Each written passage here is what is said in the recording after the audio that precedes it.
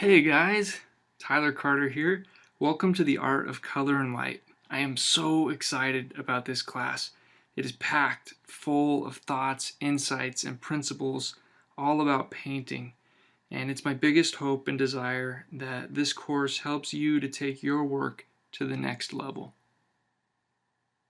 And so to start out, let's go over a little bit of what we're going to be doing in this class.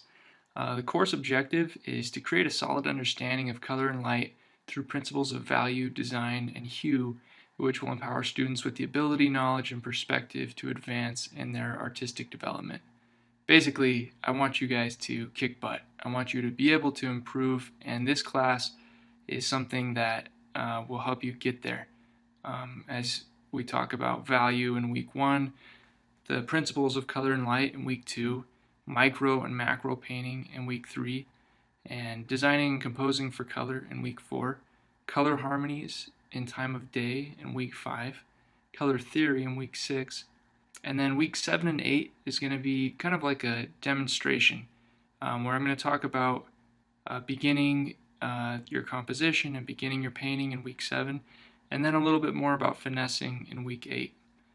And all of these things, I put a lot of time into trying to find those things that I feel are the core things that I use as I'm painting and as I'm working to create emotion, because that is the one connection that we make with our viewers when we do a painting. And that's what's so cool about being an artist, is being able to connect with other people when they look at your work.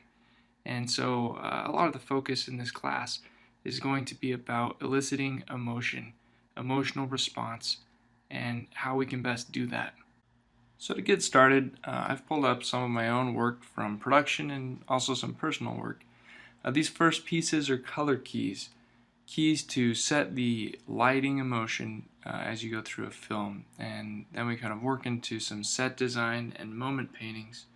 These are all from the film Epic, and this was the first film that I worked all the way from start to finish, at least the production start to finish. It was in development for a few years before that. And you can see as you're looking through all this, there's lots of different things that you do as a visual development artist. You need to inform everyone in the studio of all the different things that need to be designed and how they need to look. Just as a story artist comes up with all the ideas with the director, a visual development artist works with the art director to come up with the look of everything, the visual look of how everything in a film will be. So visual development plays a big role in a studio. And in the illustration world, as you can see with some of these personal pieces, illustration is what drives the visual narrative of a story when you're flipping through a book or watching a 30-second commercial. We are coming up with the blueprint, the inspiration, the drive that shows everyone else working on this book or production or commercial or whatever it is, what this needs to look like and the feelings that this needs to emote. And so sometimes before I do a tighter painting, I work with these smaller paintings, 90 to 45-minute studies, practicing colors and light and value. And we're going to talk about this later on in this lesson, actually, how important it is to do these studies. Because before you can get into a tighter painting, especially something with graphic design like this, you're going to want to make sure that your values in your design and your colors are structured in a way that you will get the ideas and emotions across. So sometimes I do things just in value, just like this, just in black and white. Because a painting is hard enough as it is. And we're going to be talking about building a strong foundation before you get deep into a painting's details. But before we do that, let's talk a little bit about where visual development fits in an animation pipeline. And this is to kind of prepare us for what we're going to be talking about in today's class. So I've put together a very simplified version of an animation pipeline. And basically the way that this works is everything starts over on the far left with a director. The director usually has a story, and sometimes the story comes before the director, depending on what kind of a studio you're at. But at that point, basically when there's a story, you can see that they're arrows with going into another box, which represents a department. Anytime that you see an arrow, that represents something being passed off. And what you can see as you follow this down and over to visual development is that visual development, the designers of an animation studio or any studio for that matter, are basically working with a lot of different groups to ensure that everything is working. And you can see that storyboarding, layout, modeling, rigging, shading, we are coming in contact with all of these groups, and even animation occasionally where we're doing drawings to give them for reference of what they're going to be doing. And so, to put things simply, designers and visual development artists are extremely important in a studio because you're valuable. You are in charge of creating this look, just like the story artists are in charge of creating this story. And you can see that the director, the designers or visual development artists, and the storyboard artists, we all kind of incubate the story. We're kind of surrounding it, and there's all these arrows surrounding the story. And we kind of nurture it and take care of it. The director makes sure that the vision is coming to pass. And then as a designer and as a story artist, those artists we're working to make sure that everything, the vision of the director, is fully carried out. And so you can see that as we're working in production, that we'll be passing things off to shading artists, to texture artists. We'll be passing references off to modelers that they're going to derive their character designs from, turnarounds, or sometimes when I'm doing a set, I'll be working one-on-one with a modeler to pass them all the things that I'm working on that make something look the way that they look. And we'll also be coming up with the compositions of shots, and that's when we'll be working with layout. And you can see that as things move along the pipeline, it works its way down to animation. And basically everything, more or less, eventually has to go into animation so that it can make its way down to lighting and compositing and rendering eventually, and finally to editorial and post-production. And somewhere along that line between animation and post-production, the music and the sound will be done and put together. And so in a nutshell, that is what happens at an animation studio. And I just wanted to show this because it shows how important visual development really is. We really have all of this responsibility on our shoulders to make sure that the look of the film is fully executed. And one of the big things that we're trying to do, that we're going to talk about today, is evoking emotion.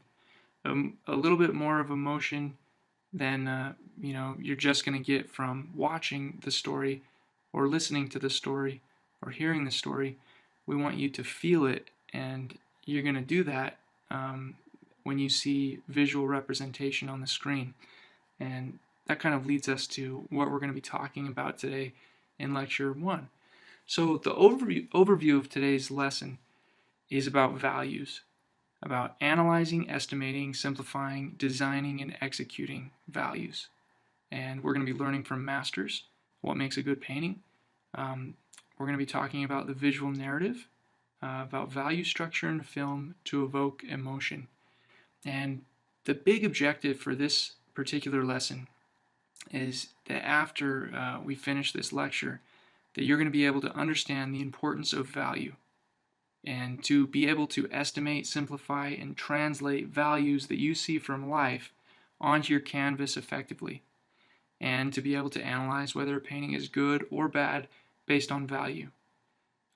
Also to be able to identify types of value structure in fine art and film, and to evoke emotion through value structure, which, as a visual development artist, is the most important skill that you have, because you need to constantly evoke and pinpoint different types of emotion at any given time.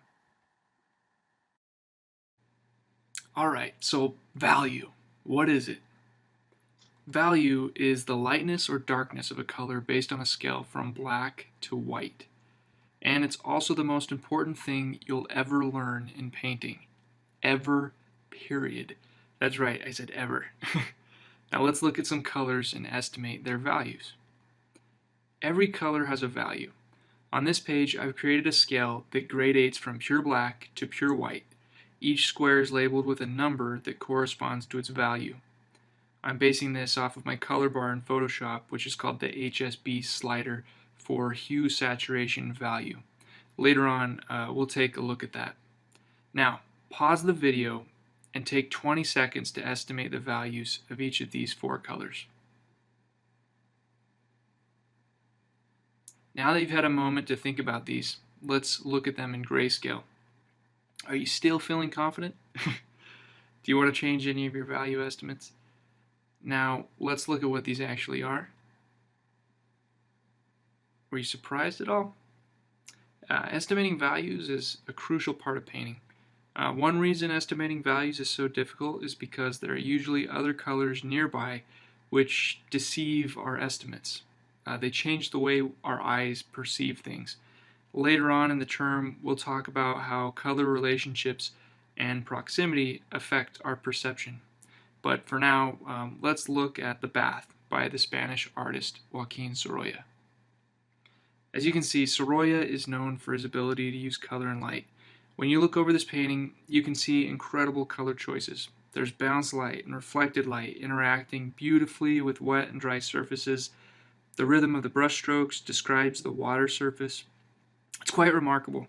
And it's easy to get caught up in all the bells and whistles and overlook the foundation of this painting. So from now on, whenever you look at a painting, I want you to start looking with a new perspective. I want you to examine the values. Now, what do you notice in grayscale? How about now?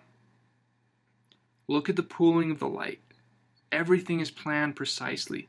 It's laid out and thoughtfully executed. Each element has a purpose and a reason to exist. The values are meticulously organized. One special thing about Sorolla is that he painted on location in plein air. I believe this is one reason he's so good with value. In plein air is a French expression which means in the open air, and it's particularly used to describe the act of painting outdoors. It's a form of direct painting, which forces you to make decisions like you did just a few minutes ago. Sorolla did hundreds and hundreds of paintings a year just like this one, and he didn't have Photoshop to make things grayscale. He did it all through observation. Now, as you know, you won't be able to capture every single possible value while you're painting, nor should you want to. This is the exciting thing about art. It's an expression and a design that represents your point of view. So as you begin a painting, you should look for light and dark shapes and get those large masses onto your canvas. An easy way to do this, to simplify values, is to squint your eyes. Squinting your eyes, well, allow me to geek out for a second.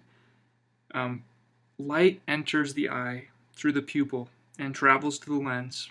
The lens uses muscles in the eye to change the shape in order to focus the light on a sensory area at the back of the eye, and that's known as the retina. The retina has rod cells and cone cells. I'm sure you've heard of those, and those are for low light conditions and color vision respectively. But there's a very small spot in the middle of the retina known as the fovea, and it's made up of only cones, and it's responsible for our ability to see fine details clearly. So once light reaches the retina, it converts it into an electrical impulse, and then our brain processes that into vision.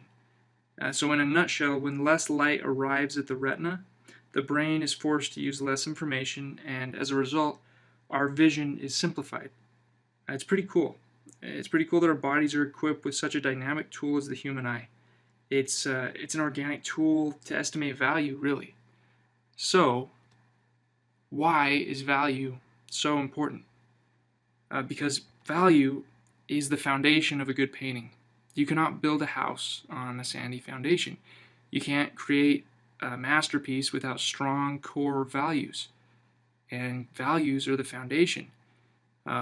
Art is an illusion, and value anchors it to reality. to the principles of color and light, which is the topic of this class. And when you can successfully simplify values from life, you can control color and light. Let's break down the foundation of a self-portrait by John Singer Sargent. Here's the same portrait in value only. And here's the same portrait with the core colors blocked out. And what I did is just took basically the color painting and blocked it out into his core, the essence of the painting. And here's the same portrait blocked out in value only. So what does this teach us about an initial block-in? Values give us the essence of a painting. So if you aren't feeling it in your block-in stage, you definitely won't feel it when you add more detail. So remember, just like this complex Sargent portrait, a painting can be broken down into a 5-value structure. 5 is the lucky number. In general, our eyes can usually interpret an image in 5 values.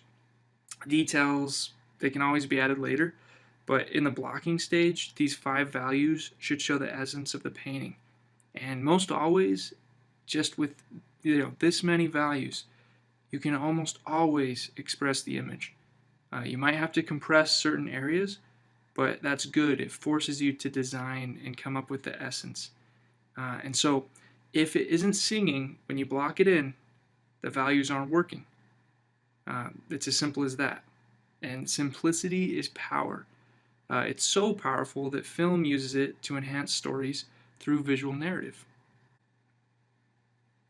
Think of the last time you went to a movie when you were completely blown away. The story was engaging, the acting was Oscar-worthy, the production was meticulous. The odds are you experienced a culmination of good writing, good acting, good design, and good music. This chart I put together shows what a traditional 3-act story might look like. The higher the yellow line gets, the more intense the contrast gets visually. The goal of a movie director is to tell an incredible story. At least that's what it should be. They will work closely with a cinematographer to pinpoint emotional highs and lows and shots throughout the film.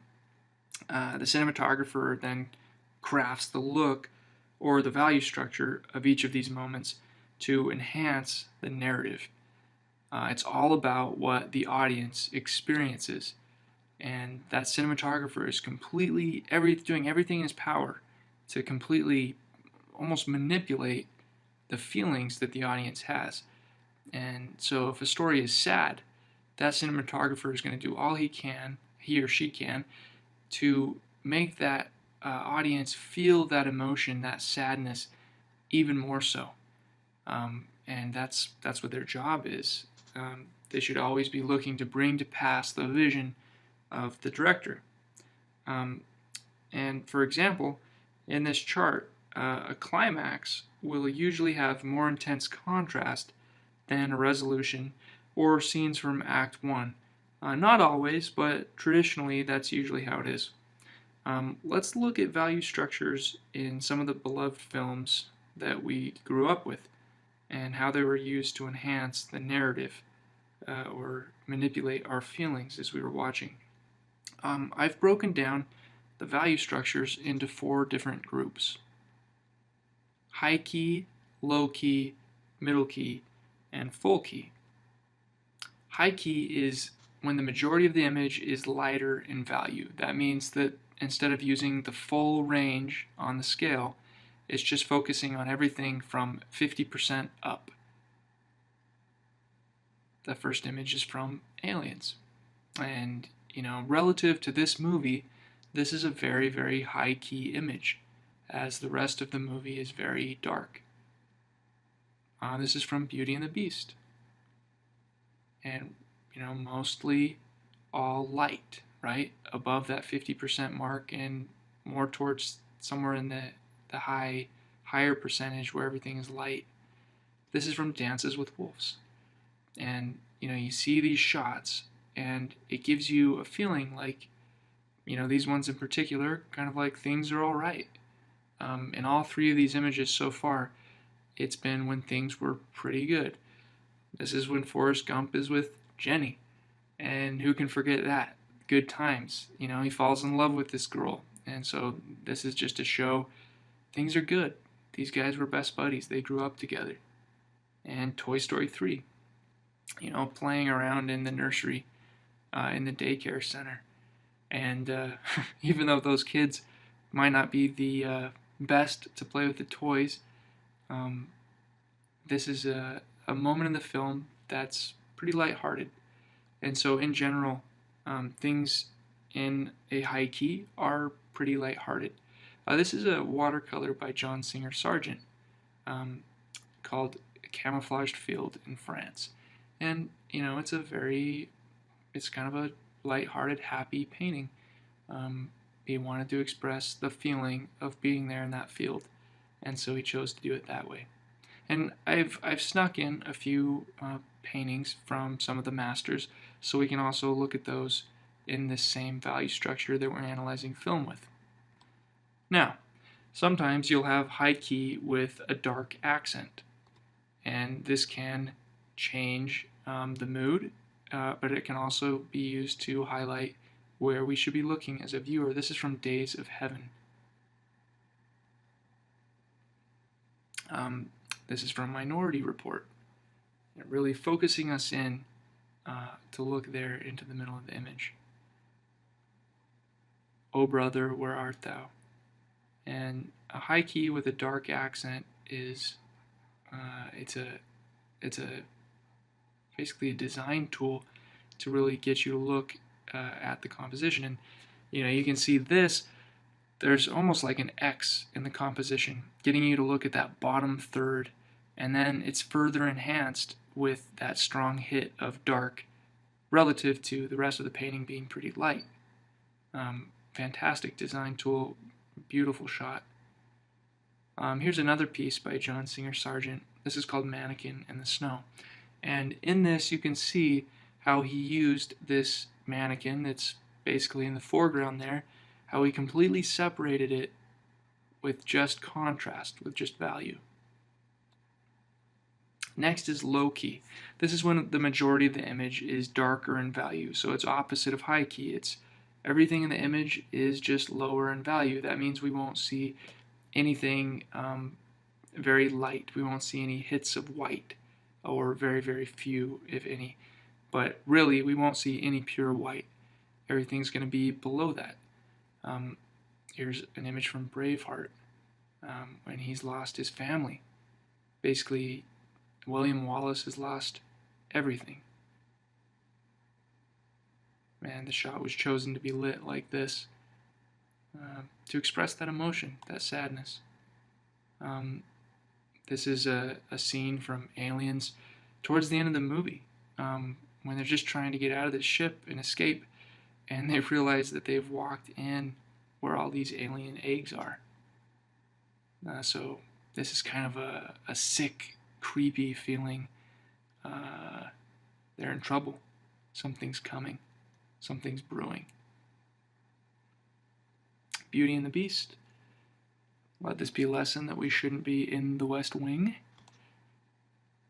Another John Singer Sargent painting, Santa Sofia, and just capturing the feeling in this enormous structure.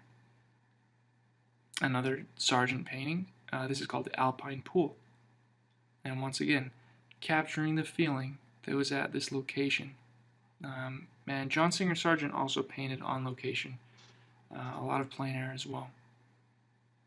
Next is low key with a light accent. One of my favorite shots of all time, from No Country for Old Men.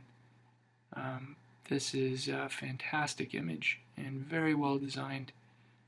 So this can be used to create horror, fear. Also, this is a dream sequence from American Beauty. It can also be used to create kind of a fantastical element in someone's imagination, or something epic like Gladiator, triumphant, a feeling of near victory. Or, somewhat similar to the other ones, a feeling of fear, uneasiness.